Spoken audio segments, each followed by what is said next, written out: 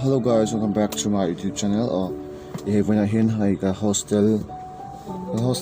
ko na trin ka school ka college kana ja haya le college ka na chung zunga ko na trin kha when I hear I han ko le don na ti chuanin engelo ante reng kum khat lan lo dewa kum tem fel chuni chu I han ko le don na chu cái thầu tuần gì vậy?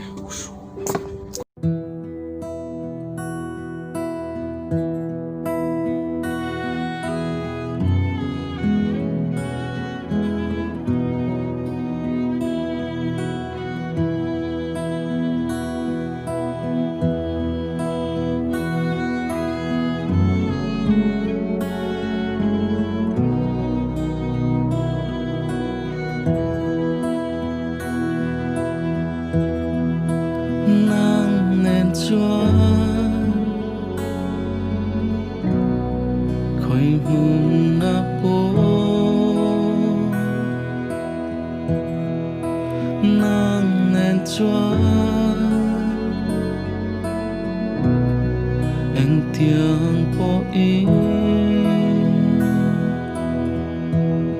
sẽ ôm mà bố rất thấy bộ ý nắng nên chuan von ram mất sang tree Inne na om turi Keima himin siama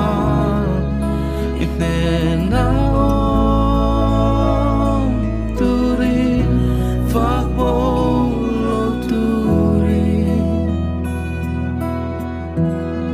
Itelong chuan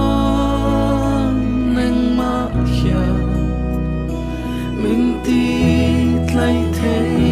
lâu về cả phong kim nào ô đang trao hi nắng nên chuan khơi muốn na bố